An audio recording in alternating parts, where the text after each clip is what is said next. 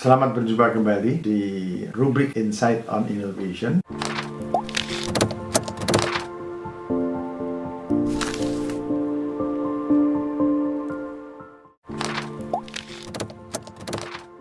Kali ini saya akan membawakan tema tentang inovasi global. Jadi Indonesia di tengah arus inovasi global. Saya kira ini tema yang penting ya. Pertama bahwa dunia itu sudah mengalami arus inovasi yang semakin lama semakin kencang gitu, dan menerpa seluruh negara di dunia yang mau tidak mau Indonesia harus menghadapi tantangan arus inovasi global ini secara baik ya, agar kita tidak tertinggal ya. Dan kita akan membahas bagaimana perkembangan inovasi global ini telah terjadi, bagaimana posisi Indonesia itu di dalamnya, dan nanti kita akan menjelaskan bahwa kita belum cukup maju di dalam persaingan global tentang inovasi ini. Lalu bagaimana agar kita itu maju dan bisa sejajar dengan negara-negara lain ya, untuk kemajuan bangsa ke depan ya.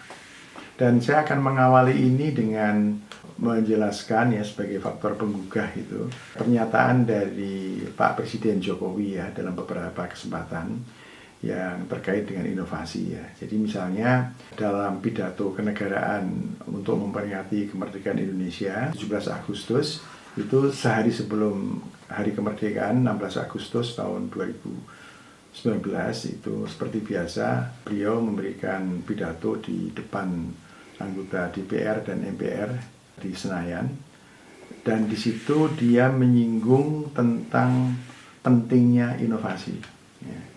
Jadi pada satu sisi kita harus mengakui dan kita bangga memiliki kekayaan SDA ya, yang menonjol, itu penting ya sebagai modal di dalam pembangunan. Tapi di sisi yang lain kita harus juga mengakui bahwa kualitas SDM kita itu lemah, termasuk juga kemampuan untuk berinovasi ya. Dan Jokowi menegaskan bahwa dengan inovasi yang kuat ya, kualitas SDM yang juga kuat dalam berinovasi, maka kita bisa keluar dari kutukan sumber daya alam ya. Yang istilah kutukan sumber daya alam ini kan istilah yang sering dipakai untuk negara-negara yang miskin padahal sesungguhnya kayak sumber daya alam gitu. Indonesia seperti itu ya. Kita akan seperti menerima kutukan itu kalau di satu sisi kita itu memiliki kekayaan sumber daya alam tetapi manusianya tidak terbangun, memiliki inovasi yang kuat sehingga kita tidak maju. Itu poin pertama ya dari Pak Jokowi. Yang kedua ya, Pak Jokowi itu tanggal 10 Mei tahun 2020 gitu dengan bangga itu meluncurkan 55 produk inovatif yang ditemukan oleh anak bangsa di dalam menghadapi COVID-19 ya. Jadi Pak Jokowi ingin menunjukkan bahwa bangsa kita juga inovatif ya. Menghadapi pandemi COVID ini ternyata kita mampu menciptakan produk-produk inovatif yang diperlukan untuk menanggulangi bencana wabah corona ini. Jadi poin positif ya. Jadi kalau yang pidato pertama tahun 2019 itu menjelaskan tentang situasi empiris bahwa kita lemah dalam inovasi ya, dan ajakan untuk memperkuat inovasi. Setahun berikutnya Pak Jokowi menjelaskan tentang bahwa kita telah ternyata mampu berinovasi ya. Nah yang ketiga ini menarik, ini yang sekarang menjadi sumber perbincangan ya publik ya, yaitu ketika Pak Jokowi tanggal 18 Juni 2020 ya, di sidang kabinet itu marah-marah sama menterinya karena menterinya nggak inovatif. Jadi mereka tidak kelihatan gregetnya itu untuk mengatasi masalah ini.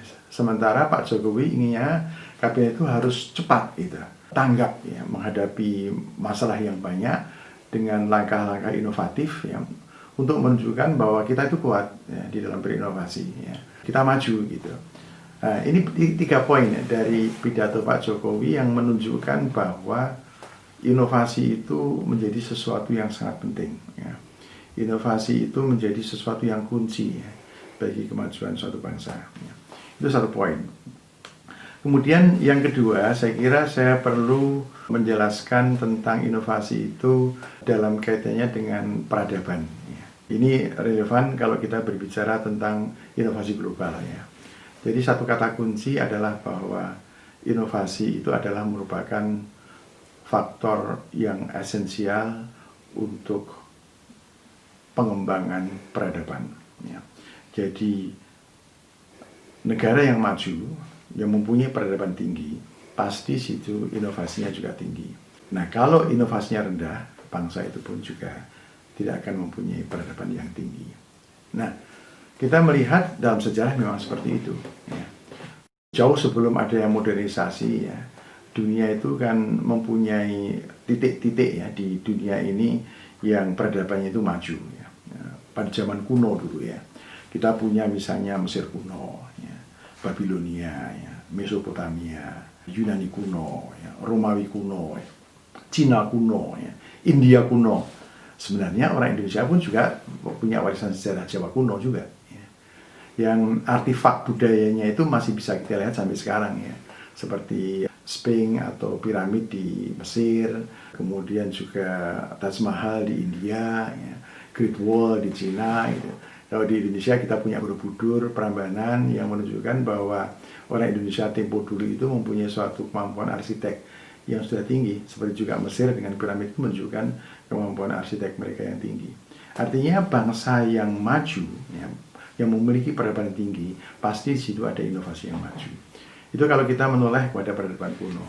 Nah, kalau peradaban modern, referensi kita itu adalah kemajuan dunia dimulai dari negara barat. Ya.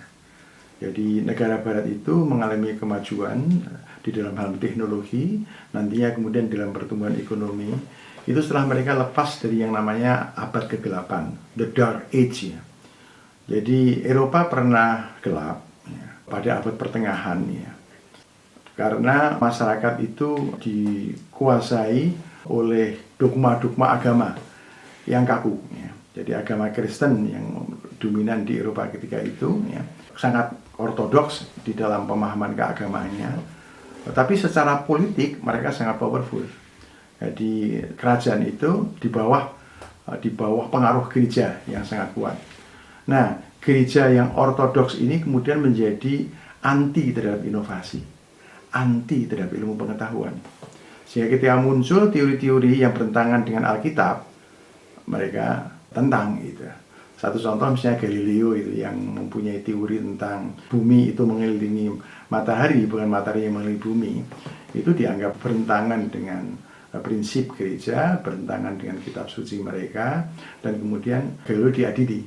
Saya membaca di sejarah itu Galileo dihukum mati ya, dengan digantung. Tapi kemudian saya juga melihat dokumen yang sejarah yang lain yang menunjukkan tidak dihukum mati, tapi dia dihukum seumur hidup saja gitu.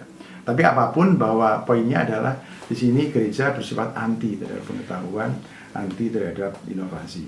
Nah, lalu datang Renaissance ya, jadi munculnya kesadaran tentang kemajuan, tentang ilmu pengetahuan, tentang rasionalitas yang dimulai oleh Martin Luther ya, yang melakukan reformasi terhadap ajaran agama Kristen ya. Jadi Martin Luther memberikan kritik yang sangat mendasar ya terhadap kepercayaan agama Kristen Katolik ketika itu, dan melawan Paus itu, pandangan-pandangan dari Paus, dan kemudian melahirkan agama Kristen Protestan. Nah, lahirnya Kristen Protestan awal dari Renaissance itu. Jadi pengakuan terhadap cara berpikir yang rasional, ya, mendorong kemudian munculnya ilmu pengetahuan, ya, munculnya kemudian kemajuan. Ya. Ini satu poinnya. Nah, poin yang lain lagi adalah bahwa setelah Renaissance ini muncul kemudian teori-teori yang mengembangkan teori-teori alam, ya, teori-teori sosial, teori-teori politik yang maju, yang itu menjadi sebab dari terjadinya kemajuan di Eropa. Ya. Misalnya saja ada Isaac Newton yang dengan teori gravitasinya itu, ya, itu sangat berpengaruh, itu di fisika. Ya. Kemudian kalau di dunia sosial itu ada Adam Smith yang mengembangkan teori mengenai kapitalisme, Karl Marx mengenai teori sosialisme, dan sebagainya, yang itu kemudian ilmu pengetahuan itu berkembang sampai kepada yang sekarang ini. Nah, perkembangan ilmu pengetahuan itu, tapi juga perkembangan sosial, yaitu munculnya masyarakat yang terbuka, terhadap temuan-temuan ilmiah karena adanya Renaissance atau reformasi agama tadi itu memunculkan revolusi industri. Ya. Revolusi industri sampai sekarang itu sudah 4 periode ya. Jadi ada revolusi industri 1.0 ya, itu tahun 1784 ya. Kemudian revolusi industri 2.0 ya, 2.0 ya, itu 1870 ya. Kemudian industrialisasi 3.0 itu tahun 1969, dan sekarang kita di era industri 4.0 ya, di abad ke-21 ini. Yang di masing-masing di situ ada inovasi teknologi. Jadi kalau pada industri 1.0 itu yang menonjol itu adalah ditemukannya mesin uap ya, dan di situ kemudian industri berkembang ya. Perekonomian pun juga tumbuh pesat ya. Pendapatan per kapita itu ketika itu naik 6 kali lipat ya. Karena perubahan itu atau reformasi atau revolusi industri yang terjadi itu. Nah, kemudian tahun 1870 itu muncul revolusi industri yang berikutnya yang 2.0 itu adalah misalnya ditemukannya tenaga listrik ya. Kemudian pesawat telepon, kemudian mobil, pesawat terbang ya. Dan kemudian produksi itu menjadi yang sifatnya massal, mass production terjadi ya. Ada kemudian di dalam sistem industri itu assembly line gitu ya, dan penggunaan energi listrik yang membuat produktivitas perusahaan itu meningkat pesat ya. Nah, itu menimbulkan kemajuan ekonomi yang berikutnya. Itu revolusi industri 2.0. Nah, kemudian tahun 1969 itu muncul revolusi industri yang ketiga 3.0 ya. Nah, di situ adalah ketika ditemukan komputer ya, terus kemudian internet, gitu. Ada otomatisasi ya di dalam sistem produksi ya dan sebagainya yang kemudian menimbulkan kemajuan ekonomi yang lebih jauh lagi. Nah, ini sekarang kita sudah di era yang berikutnya lagi ya. Bukan hanya 3.0 tapi 4.0. Basisnya dari 3.0, jadi ditemukannya misalnya komputer, internet dan sebagainya. Itu dikembangkan lebih jauh lagi ya, yang sekarang ini seperti misalnya aja kita sudah memiliki teknologi drone ya, kemudian robot ya, artificial intelligence ya, dan kemudian juga kita sudah berjejaring dalam berbagai banyak jejaring sosial yang berbasis internet ya, seperti Twitter, Facebook, WhatsApp, Instagram. Kemudian kita sering juga sudah menggunakan komunikasi jarak jauh itu dengan video call dan sebagainya. Perkuliahan sekarang pun juga di era COVID ini pun juga menggunakan sarana digital ya. Seperti itu sehingga jarak itu tidak menjadi kendala di dalam kita itu berkomunikasi. Ini sekarang di industri 4.0 dan ini akan terus berlanjut ya, sustainabilitasnya, dan barangkali nanti akan muncul industri yang berikutnya lagi. Ini merupakan disebutnya wave ya, arus ya, arus yang mau tidak mau mempengaruhi semua bangsa. Indonesia bukan pengecualian. Kita juga dalam terpaan gelombang inovasi seperti itu yang mau tidak mau kita harus merespon secara positif. Pertanyaannya adalah apakah kita telah merespon munculnya gelombang itu secara positif? Apakah Indonesia itu maju di dalam inovasi dibandingkan dengan negara-negara lain di dunia? Ini pertanyaannya. Dan sayang jawabannya bahwa kita bukan menjadi negara yang menonjol di dalam inovasi. Mari kita melihat ya. Kita bisa membaca sekarang ada yang namanya Global Innovation Index ya. Indeks inovasi global ya. Yang di situ ada penelitian ya untuk mengevaluasi seberapa jauh masing-masing negara itu maju di dalam inovasinya ya. Dan indeks yang terakhir itu tahun 2019 itu membandingkan 129 negara. Indonesia termasuk yang masuk di dalam survei itu ya. Dan kemudian dilakukan ranking ya. Ranking apa levelnya ya, level inovasinya itu ya. Dibuat skor ya. Skornya itu yang tertinggi 100 ya, yang terendah itu adalah 0 gitu. Nah, kita rankingnya itu berapa gitu. Dan urutannya itu urutan berapa.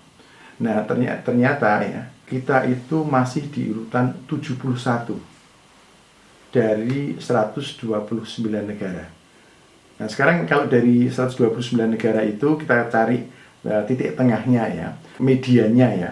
Medianya itu adalah 65 ya. Nah, medianya itu 65. Nah, berarti kalau misalnya rankingnya itu di atas 65, itu relatif maju lah gitu.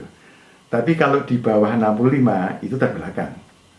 Ini sama dengan garis kemiskinan ya, di bawah garis kemiskinan, miskin inovasi gitu.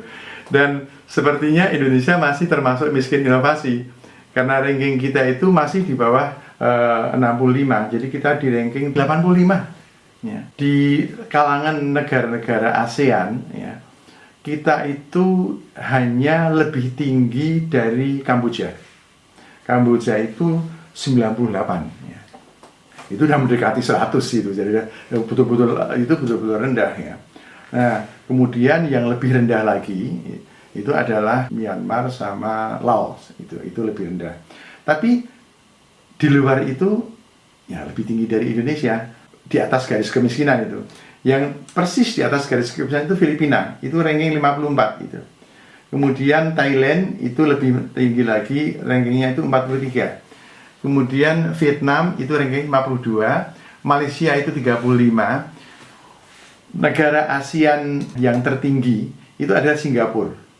Singapura itu ranking 8. Jadi dia termasuk negara yang maju. Ya. Singapura itu bahkan capainya di atas Jerman. Ya. Jerman itu ranking ke-9, jadi sedikit satu poin di bawah Singapura. Lebih tinggi dari Israel, itu ranking 10. Ya. Lebih tinggi dari Korea Selatan, itu 12. Ya. Lebih tinggi dari Cina, itu 14. Ya. Jadi itu Singapura. Ya. Nah, Cina itu 14 sudah tinggi juga. Ya. Apalagi dibanding dengan ranking sebelumnya itu ada kenaikan gitu ya. Jadi misalnya saya punya data di sini ya, Global Index yang pertama itu tahun 2009-2020 ya, 2010 ya. Itu Cina itu di waktu itu rankingnya 42. Sekarang naik menjadi 14, naik menjadi 14 ya. Amerika itu pada tahun 2009-10 itu ranking 11. Dia juga naik ranking 3. Jadi Amerika masih lebih tinggi dari Cina di dalam hal inovasi ya. Korea Selatan itu ranking 20, naik menjadi 11. Ya. Singapura dari 7 naik menjadi, bukan naik tapi turun, tapi jadi 8 gitu ya. Ya. Tapi hanya 1 poin saja ya, turunnya itu. Nah, kemudian Indonesia itu naik sebenarnya. Oh, bukan naik, turun. Jadi dulu itu ranking 72, sekarang ranking 85. Jadi kalau lebih tinggi artinya turun gitu. Nah, ini problemnya. Jadi kita berada sekali lagi masih di garis kemiskinan inovasi, dan ini tantangan. Sehingga kalau Jokowi itu marah-marah, ya, Jokowi itu betul-betul menggebu-gebu ingin menjadi negara yang inovatif, itu masuk akal karena situasi kita memang seperti itu. Ya. Jadi kalau memang kita itu ingin menjadi negara yang maju, mau tidak mau itu kita harus meningkatkan inovasi. Kenapa inovasi itu sangat penting kita perhatikan? Ya, karena menurut penelitian, inovasi itu menjadi faktor penentu dari kemajuan ekonomi suatu bangsa. Jadi ada penelitian hubungan antara inovasi dan pertumbuhan ekonomi. Itu menunjukkan bahwa inovasi itu memberikan kontribusi 63% di dalam kemajuan ekonomi, pertumbuhan ekonomi. Artinya, negara yang mempunyai pertumbuhan ekonomi yang tinggi itu tingkat inovasinya juga tinggi. Negara yang mempunyai inovasi yang rendah, pertumbuhan ekonominya rendah. Jadi kalau kita mau meningkatkan pertumbuhan ekonomi, maka bagaimanapun kita harus meningkatkan kemajuan di dalam berinovasi. Ini kunci. Ya. Nah, sekarang kita mencoba melihat tentang ke dalam ya. Kenapa Indonesia itu masih lemah ya, di dalam inovasi itu. Dan ada buku rujukan yang sangat penting untuk mempelajari mengenai hal ini, yaitu tulisan dari Arnaldo Pellini dan kawan-kawan ya. Judulnya itu Knowledge, Politics, and Policy Making in Indonesia. Ini baru terbit 2 tahun yang lalu ya. Jadi ini buku itu masih baru ya. Nah, di buku ini ya dijelaskan tentang bagaimana produksi pengetahuan di Indonesia. Ya. Dan seberapa jauh pengetahuan itu menjadi basis dari proses kebijakan. Jadi apakah proses kebijakan kita itu berbasis knowledge atau tidak gitu. Nah, ini poin yang penting karena kebijakan publik itu menjadi efektif ya, kalau kebijakan yang dibuat itu mempunyai basis knowledge, artinya rasional, make sense ya, itu akan efektif. Tetapi kalau kebijakan publik itu bertentangan dengan knowledge, kebijakan nggak akan efektif. Nah, sementara itu ada variable politics di sini yang mengganggu. Ya. Jadi bekerjanya faktor politik, kepentingan politik seringkali membuat kebijakan publik itu membelok menjadi kurang rasional, ya, kurang inovatif, ya, karena tidak memanfaatkan knowledge yang ada. Gitu. Nah, nampaknya Indonesia mengalami masalah itu dari dua sisi, ya. Dari sisi produksi knowledge dan dari sisi utilisasi knowledge. Dari sisi produksi knowledge itu, Indonesia itu lemah di dalam memproduksinya. Ya. Jadi R&D, Research and Development-nya Indonesia itu belum cukup menonjol. Ya. Dana untuk R&D juga belum termasuk tinggi. Sehingga kapasitas institusi yang memproduksi knowledge itu juga tidak tinggi. Yang memproduksi knowledge siapa? Pertama universitas. Yang kedua itu pusat-pusat penelitian. Baik pusat penelitian di dalam universitas atau di luar universitas. Nah, ini produsen knowledge Indonesia itu masih memerlukan pembenahannya. Termasuk yang ketiga itu adalah penelitian atau pusat penelitian yang ada di dalam pemerintahan, di dalam kementerian. Pusat penelitian apakah itu di dalam pemerintahan dan pusat penelitian di luar pemerintahan atau di dalam universitas itu bisa menjadi think tank untuk bekerjanya proses kebijakan yang rasional, yang inovatif. Nah, sayangnya kapasitas think tank di Indonesia itu masih lemah. Ini persoalan yang harus kita tangani.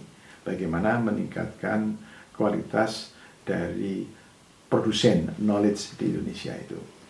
Nah, yang kedua adalah utilisasi yang juga masih rendah di Indonesia. Jadi menurut penelitian Pellini itu sebagian besar kebijakan tidak bersandarkan kepada produksi knowledge, ya, dari lembaga-lembaga penelitian atau think tank gitu ya. Nah, tapi lebih banyak ini yang menonjol dipengaruhi oleh faktor politik. Jadi kepentingan politik lebih banyak bermain mempengaruhi arah kebijakan daripada produksi knowledge yang ada di masyarakat. Contoh yang paling menonjol itu adalah sekarang, ya, ini muncul diskusi debat tentang dua RUU. Ya. Satu itu adalah RUU tentang haluan negara, ya, HIP, ya. Nah, HIP, haluan ideologi Pancasila, ya.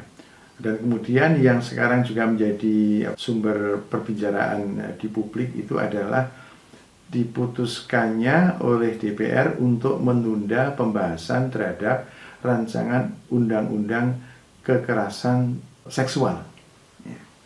Itu sudah lama itu RUU itu ada dibahas nggak kelar-kelar gitu. Nah, sekarang katanya itu sulit, ya, untuk bisa digulirkan sekarang. Dan kemudian itu dikeluarkan, ya, dari rencana, ya, agenda untuk legislasi itu ditunda untuk yang berikutnya. Yang tidak tahu apakah kemudian ditunda hanya satu periode atau harus kemudian menunggu lebih lama lagi.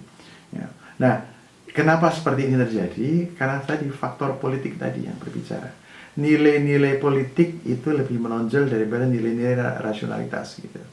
Ya. Ini problem kita, ya, dari dua sisi. Dari sisi supply, produksi knowledge, dan dari sisi demand, utilisasi knowledge. Masih ada sisi yang ketiga, yaitu sisi brokeringnya itu.